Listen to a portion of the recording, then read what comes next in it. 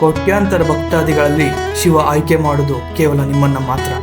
ನೀವು ಈ ಜಾಗಕ್ಕೆ ಬರ್ತಾ ಇದ್ದೀರಾ ಅಂದರೆ ನೀವು ನಿಜವಾಗ್ಲೂ ಅದೃಷ್ಟವಂತರೇ ಸರಿ. ಈ ಕಷ್ಟಕರವಾದ 22ರಿಂದ 23 ಕಿಲೋಮೀಟರ್ ಪರ್ವತ ಚಾರಣವನ್ನು ಮುಗಿಸಿ ಶಿವನ ಸಾನ್ನಿಧ್ಯಕ್ಕೆ ತಲುಪೇ ಬಿಟ್ವಿ. ಎಷ್ಟೋ ವರ್ಷದ ಕನಸು ನನಸಾದಾಗ ನಮ್ಮ ಭಾವನೆ ಹೇಗಿತ್ತು ಅಂದರೆ,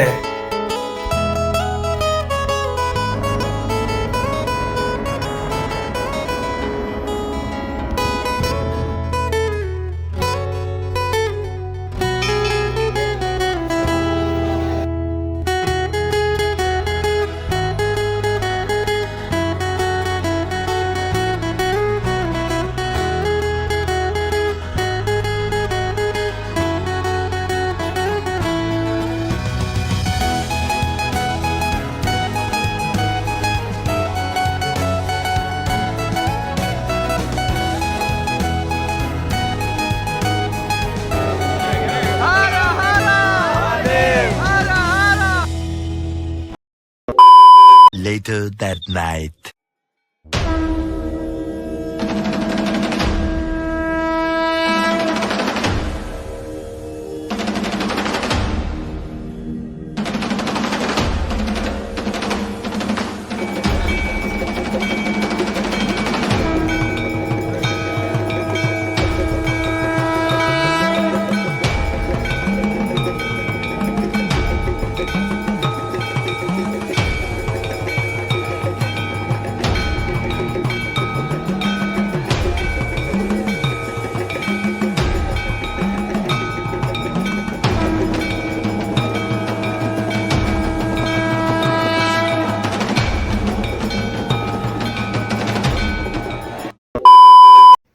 ಹಾಯ್ ಎಲ್ಲರಿಗೂ. ನೆನ್ನೆ ಟ್ರೆಕ್ಕಿಂಗ್ ಮುಗಿಸಿ ತುಂಬಾ ಸುಸ್ತಾಗಿ ಹೋಗಿತ್ತು. ಫುಲ್ ಒಂದು 23 ಕಿಲೋಮೀಟರ್ ಇದೆ. ಆ್ಯಕ್ಚುಲಿ 16 ಕಿಲೋಮೀಟರ್ನ ಬರ್ದಿದೆ. ಬಟ್ ನೀವು ಹತ್ಕೊಂಡು ಬರ್ತಾ ನಿಮ್ಗೆ ಅನ್ಸುತ್ತೆ ಇನ್ನೂ ಮುಗಿತಾನೆ ಇಲ್ವಲ್ಲ ಅಂತ. ನಾನು ಕಂಡ್ಕೊಂಡಿದ್ದೇನು ಅಂತಾನೆ ಲೈಕ್ ಮೇ ಬಿ ಇದು 22 to 23 ಕಿಲೋಮೀಟರ್ಸ್ ಆಫ್ ಟ್ರೆಕ್ ಇದು. ಆ್ಯಂಡ್ ನಾರ್ಮಲ್ ಬಿಗಿನರ್ಸ್ಗಳಿಗೆ ಈ ಟ್ರೆಕ್ ಅಲ್ವೇ ಅಲ್ಲ.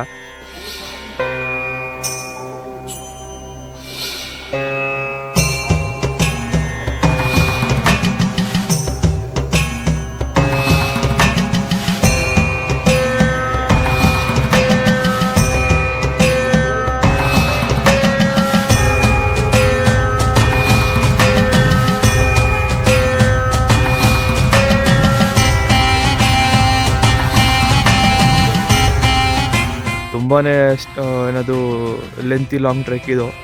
ಮೇ ಬಿ ಐ ಥಿಂಕ್ ನಾನು ಒಂದು 4 to 5 hours ಆಫ್ ಟ್ರೆಕ್ ಮಾಡಿದೆ. ಪ್ರೀವಿಯಸ್ಲಿ ಒಂದಷ್ಟು ಟ್ರೆಕ್ಸ್ಗಳು ಮಾಡಿದ್ದರಿಂದ ನನಗೆ ಸ್ವಲ್ಪ ಅಭ್ಯಾಸ ಇತ್ತು.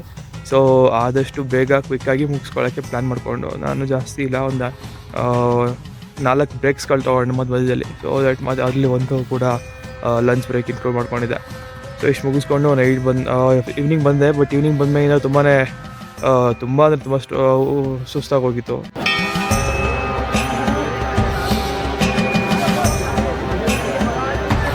ಆದ್ದರಿಂದ ನಾನು ನೆನ್ನೆ ದರ್ಶನ ಮಾಡೋಕ್ಕೆ ಹೋಗಲಿಲ್ಲ. ಆಮೇಲೆ ಸಂಜೆ ಆರತಿ ಇತ್ತು. ಆರತಿ ಮುಗಿಸ್ಕೊಂಡು ಬಂದು ಈಗ ತುಂಬಾ ರಶ್ ಇತ್ತು ನೆನ್ನೆ.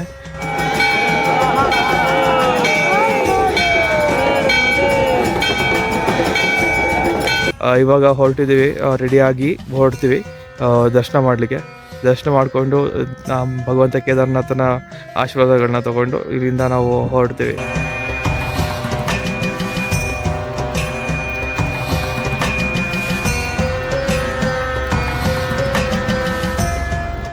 Good morning Dhanushree. ಏನು ಪಿಟ್ಟಲ್ಲಿ ಹೋಗ್ತಾ ಇದ್ದೀರಾ? ಏನು ಸಮಾಚಾರ? ನಡೆಯೋಕ್ಕಾಗಲ್ಲ. ಎಲ್ಲಿಂದ ತಗೊಂಡ್ರಿ ಪಿಟ್ಟುನ? ಟೆಂಟಿಂದ ದೇವಸ್ಥಾನ ತನಕನಾ? ಸೊ ಈಗ ದೇವಸ್ಥಾನದಲ್ಲಿ ದರ್ಶನ ಮುಗಿಸ್ಕೊಂಡು ನೆಕ್ಸ್ಟ್ ಏನು ಪ್ಲ್ಯಾನ್ಸು? ವಾಪಸ್ಸು. ಓಕೆ. ಹೇಗೆ ಅನಿಸ್ತದೆ ಪಿಟ್ಟು ರೈಡು? ಹಾಂ, ಪಾಪ ಅನಿಸ್ತಾ ಇದೆಯಾ? ನನಗೇನೋ ಕುದುರೆಗಳಿಗೆ ಹೋಲಿಸ್ಕೊಂಡ್ರೆ ಕುದುರೆನೇ ಜಾಸ್ತಿ ಪಾಪ ಅನಿಸುತ್ತಪ್ಪ. ಇದೇ ಬೆಸ್ಟನೋ. Okay, have safe journey. ಸಿಗೋಣ ಟೆಂಪಲ್ ಹತ್ರ. ಬಾಯ್.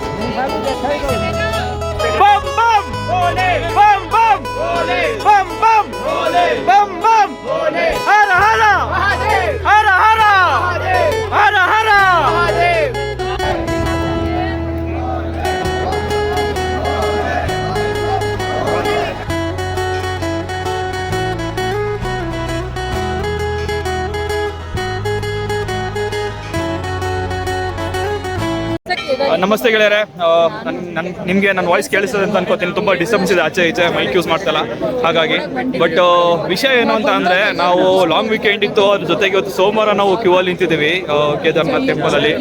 ನಾನು ನೋಡ್ತಾ ಇರುವಂಥ ಆಡಿಯನ್ಸ್ಗಳಿಗೆ ಅಥವಾ ಇಲ್ಲಿ ಬರಬೇಕು ಅಂತ ಅಂದ್ಕೊಂಡ್ರು ಭಕ್ತಾದಿಗಳಿಗೆ ಹೇಳೋದೇನಂತಂದರೆ, ಸೋಮವಾರದತ್ತು ಆದಷ್ಟು ಟೆಂಪಲ್ಗೆ ಬರೋದನ್ನ ಅವಾಯ್ಡ್ ಮಾಡಿ. ಯಾಕಂತ ಅಂದರೆ ನಮಗೆ ಇಲ್ಲಿ ಹೋಗಿ ಬಂದವರೊಬ್ಬರನ್ನ ಭಕ್ತಾದಿಗಳನ್ನ ವಿಚಾರಿಸಿದಾಗ ಅವ್ರು ಹೇಳಿದ್ರು, ಲಿಂಗನ ಮುಟ್ಟಕ್ಕೆ ಬಿಡ್ತಾ ಇಲ್ಲ, ಯಾವುದೇ ಕಾರಣಕ್ಕೂ ದೂರದಿಂದ ನಮಸ್ಕಾರ ಮಾಡ್ಕೊಂಡು ಹೋಗ್ಬೇಕು ಅಂತ. ಬಟ್ ಏನು ಮಾಡೋಕ್ಕಾಗಲ್ಲ ಗೆಳೆಯರೆ, ಇಲ್ಲಿ ತನಕ ಬಂದಿದ್ದೀವಿ. ಸೊ ಹಾಗಾಗಿ ನಾವು ಮತ್ತೆ ಒಂದು 2-3 ದಿನ ಇಲ್ಲಿ ಉಳ್ಕೊಳಕ್ಕಾಗಲ್ಲ. ಇವತ್ತಿನ ದಿವಸನೇ ದರ್ಶನ ಮಾಡ್ಕೊಂಡು ಹೋಗೋಣ ಅಂತ ನಾವು ಅಂದ್ಕೊಂಡಿದ್ದೀವಿ. ಜೊತೆಗೆ ಇವತ್ತು ಸೋಮವಾರ ಬೇರೆ ಆಗಿದ್ದರಿಂದ ಭಾಳ ಅಂದರೆ ಭಾಳ ರಶ್ ಇತ್ತು ಇವತ್ತು. ನೋಡಿ, ಈಗ ನಾವು ಜಸ್ಟ್ ಇಷ್ಟು ದೂರಕ್ಕೆ ಬಂದು ನಿಂತಿದ್ದೀವಿ ಇದ್ರ ಮುಂದೆ, ಟೆಂಪಲ್ ಮುಂದೆ. ಸೊ ನೋಡೋಣ ಇಲ್ಲಿಂದ ಎಷ್ಟು ಬೇಗ ದರ್ಶನ ಆಗುತ್ತೆ, ಎಷ್ಟು ಬೇಗ ದರ್ಶನ ಮುಗಿಸ್ಕೊಂಡು ನಾವು ಇಲ್ಲಿಂದ ಸೋನ್ಪುರ ಕಡೆಗೆ ಪ್ರಯಾಣನ ಬೆಳೆಸ್ತೀವಿ ಅಂತ. ಒಳಗಡೆ ವಿಡಿಯೋ ಮಾಡೋಕ್ಕಾಗಲ್ಲ, ಇಷ್ಟನ್ನು ಮಾತ್ರ ನಾನು ಹೇಳೋಕ್ಕಾಗೋದು. ದರ್ಶನ ಮುಗಿಸ್ಕೊಂಡು ನಾನು ನಿಮ್ಮ ಬಗ್ಗೆ ಮಾತಾಡ್ತೀನಿ. ಜೈ ಶ್ರೀ ಕೇದಾರ್. ಈಗಷ್ಟೇ ಅದ್ಭುತವಾದಂಥ ಒಂದು ದರ್ಶನ ಮಾಡ್ಕೊಂಡು ಬಂದಿದ್ದೀವಿ. ಏನು ಮಾತಿಲ್ಲ ನನ್ನ ಹತ್ರ ಗೂಸ್ ಬಂಪ್ಸ್ ಆಗ್ತದೆ ನನಗೆ. ಎಷ್ಟೋ ದಿನ ಕನಸಿದು ಮುಗಿಸ್ಕೊಂಡು ಬಂದಿದ್ದೀನಿ. ನನಗೆ ಕಣ್ಣಲ್ಲಿ ನೀರು ತುಂಬ್ಕೊಬಿಡ್ತು ನನಗೆ ಶಿಲಾ ನೋಡಿದಾಗ. ಇನ್ನು ನಾನು ಹೆಚ್ಚು ಮಾತಾಡಲ್ಲ. ದರ್ಶನ ಆಯಿತು, ಖುಷಿಯಾಗಿದೆ. ಇಷ್ಟು ಸ್ಟ್ರಗಲ್ಸ್ನ ಮಾಡಿಕೊಂಡು ಪ್ರತಿಯೊಂದು ಹರ್ಡಲ್ಸ್ಗಳನ್ನ ದಾಟ್ಕೊಂಡು ಇಲ್ಲಿ ತನಕ ಬಂದು ಭಗವಂತನ ದರ್ಶನ ಪಡೆಯೋದು ತುಂಬ ಖುಷಿ ಕೊಡೋಂಥ ವಿಷಯ. ಇಲ್ಲಿಂದ ನಾವು ಕರೆಕ್ಟಾಗಿ ನೀವು ನೋಡಿದ್ರೆ ಹಿಂದೆ ಇದೆ ಈಗ ದೇವಸ್ಥಾನ. ದೇವಸ್ಥಾನದ ಹಿಂದೆಯೇ ಶಂಕರಾಚಾರ್ಯರ ಸಮಾಧಿ ಇದೆ. ಅದನ್ನು ಕಡೆ ವಿಸಿಟ್ ಮಾಡಿ ಅವರ ಆಶೀರ್ವಾದನ ಕೂಡ ಪಡ್ಕೊಂಡು ನಂತರ ಭೀಮಶಿಲೆ ಕಡೆಗೆ ಹೋಗೋಣ.